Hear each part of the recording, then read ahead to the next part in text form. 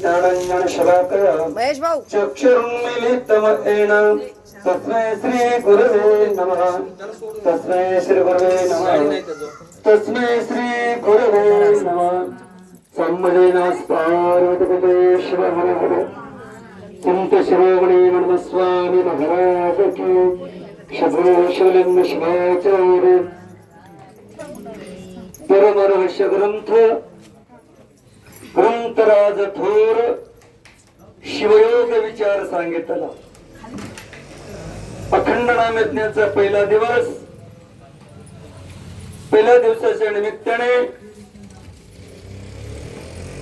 आज सामूहिक परमरहस्य ग्रंथाचं पारायण शिवभक्तीपरायण वर्षाताई देशमुख यांच्या नियोजनाखाली सुंदर असं आतापर्यंत परमरहस्य ग्रंथाचं पारायण झालेलं आहे. आता परमरहस्य ग्रंथ म्हणजे भगवान शिव भगवती पार्वतीचं दोघांचं संवाद म्हणजे परमरहस्य ग्रंथ. मी म्हणेल माझ्या अभ्यासाप्रमाणे परमरहस्य ग्रंथ सारखा ग्रंथ नाही. 6 शास्त्र 18 पुराण 4 वेदाचा सार जर काय असेल तर परमरहस्य ग्रंथ आहे. म्हणून संत श्रेष्ठ मन्मथ माऊलींनी कपिलाधार पुण्यधाम तेथेची झालो मी पूर्ण काम टीका केली या सुगम परमरहस्याची. शक्य 1522 विक्रम नाम संवत्सराचं वद्य माघ त्रयोदशीच ग्रंथ पूर्ण झाला असेल. संत श्रेष्ठ मन्मथ माऊलींनी विश्वातील प्रत्येक जीवाला शिव होण्याकरिता किंबहुना नराचं हर होण्याकरिता मानवाचं महादेव होण्याकरिता परमरहस्य ग्रंथ प्रत्येक माणसाला नितांत गरज आहे. कारण का परमरहस्य ग्रंथामध्ये कुठलं दंतकथा नाही. सासू सून जावाई काहीच नाही. परमरहस्य ग्रंथामध्ये 6 शास्त्र 18 पुराण 4 वेद मध्ये जे ज्ञान आहे ते ज्ञान परमरहस्य ग्रंथामध्ये आहे. 19 तत्व परमरहस्य ग्रंथामध्ये आहेत. 8 अष्टावरण आहेत, 6 षटस्थल आहेत, 5 पंचाचार आहेत. सुंदर असं जेणेकरून कलियुगामध्ये माणसाला जर महादेव व्हायचं असेल किंबहुना त्या जीवाला जर शिव करायचं असेल किंवा अथांग पसरलेल्या भवसागरामधून तरुण जायचं असेल तर केवळ परमरहस्य ग्रंथाचं पारायण केलं पाहिजे. परमरहस्य ग्रंथामध्ये दंतकथा नाही. अंतरुणातून कसं उठावं 9 अध्याय 40वा ओवीपासून चालू आहे महाराज. कसं उठावं, बाहेर कसं जावं, परतून कसं यावं, हात कसं धुवावा, मुखमार्जन कसं करावं, दात कसं घासावं, अंघोळ कसं करावी, पूजा कसं करावं, बारीक बारीक बारीक ज्ञान या परमरहस्य ग्रंथामध्ये आहे. म्हणूनच मन्मथ माऊलीने सांगितलं परमरहस्य ग्रंथ ग्रंथराज थोर शिवयोग विचार सांगितला. फार सुंदर ग्रंथ आहे. आणि ते ग्रंथ देगलूर मध्ये सर्व महिला मंडळाच्या वतीनं चालू केला. तुमचं धन्यवाद. टाळ्या वाजवायच्या. ते कलियुग आहे. कलियुगामध्ये खऱ्याला तकलीफ आहे. सुभाषितकरांनी एका ठिकाणी सांगितलं कलियुगाचा कसा वारा फिरला बुद्धिवान शाना आज मूर्ख ठरला लबाड गुंड चोर याला म्हणतोय खरा त्यामुळे अधर्म वाढला सारा. म्हणून भारतीय संस्कृतीमध्ये पहिला प्राधान्य जर कुणाला दिलं तर महिलांना दिलेले. मात्र देवो भव. मी दररोज कीर्तनामधून प्रवचनामधून हे सांगतो बघा. सर्व साधू संत फुटू भिंतीला लावतो ते काय आकाशामधून पडलेत का, ते जमिनीमधून उगवलेत का? नाही.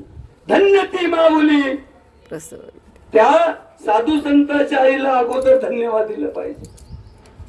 म्हणून भारतीय संस्कृतीमध्ये पहिला तुम्हाला प्राधान्य दिलं. उगा भिंतीवर लिहिलं तर चालत नाही. जिच्या हातात पाळण्याची दोरी ती जगाला उतरली. म्हणून तुम्हाला विनंती करायचंय का परमरहस्य ग्रंथ नेमका पार्वती मातामुळे तयार झाले.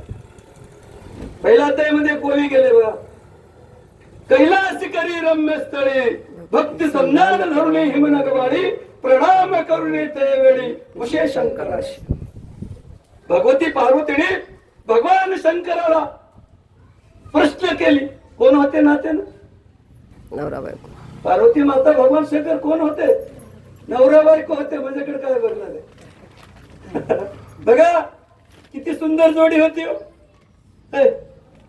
बघा आमच्याकडे आमचं पार्वती महादेव 4 वाजताच लेझिम खेळते ते बस स्टँडवर. आमचं महादेव मेरे अंगणे में तुम्हारा क्या काम आहे. म्हणून तुमच्या हातामध्ये सूत्र आहे. मला हे सांगायचं, भारतीय संस्कृतीमध्ये पहिला प्राधान्य जर कुणाला दिलं असेल तर महिला मंडळांना दिलं. संस्कार कसं शिकवावं, किती भारी राहू द्यावं.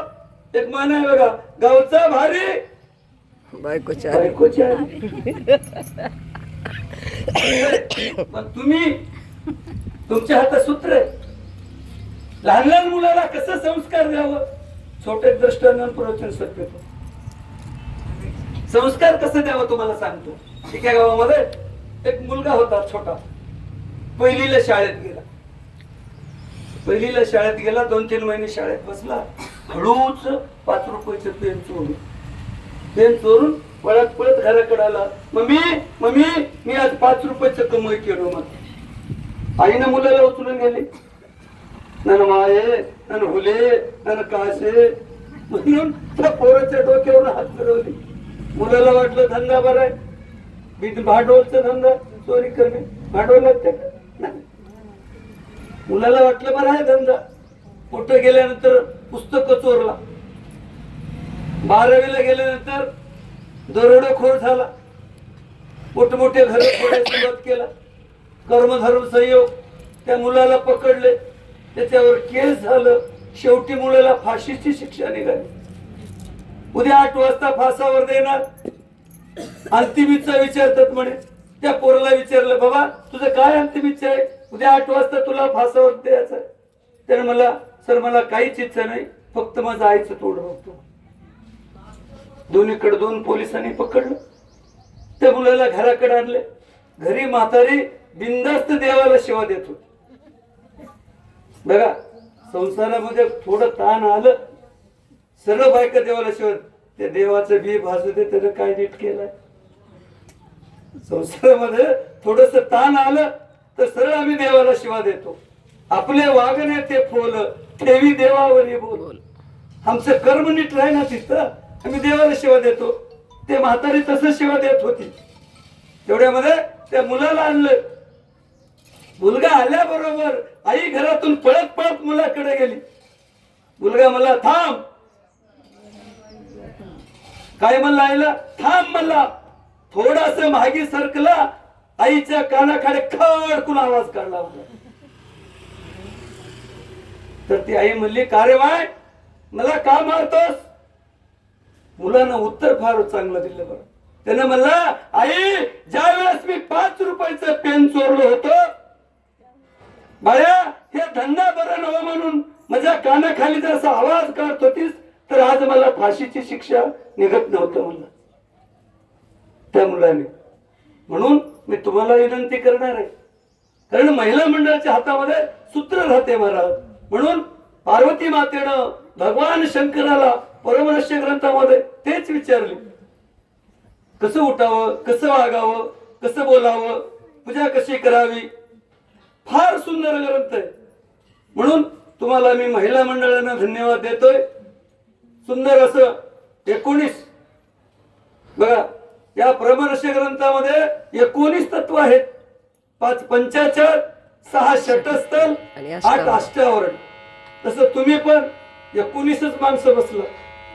म्हणून तुम्हाला मी धन्यवाद देतो. असंच वारंवार तुम्ही परमरहस्य ग्रंथाचं पारायण करा. पारायण करून उगा सोड नका. हा पालत्या घागरीवर पाणी. उगा वाचायचं म्हणून वाचायचं नाही.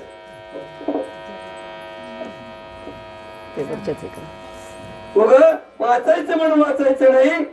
हे ओवी काय म्हणते, हे ओवी मध्ये काय अर्थ आहे एक एक ओवीमध्ये एवढं सुंदर सुंदर तत्व दडलेलं आहे, ज्ञान दडलेलं आहे. म्हणून तुम्ही सर्व महिला मंडळांनी परमर्ष ग्रंथाचं पारायण केलं. धन्यवाद तुम्हाला, कारण वेळ बरंच झालं. जपी तपी संन्यासी 12 वाजता तोंड वाशी. आता तर 2 वाजले. मग सर्वांना भुका लागली असेल.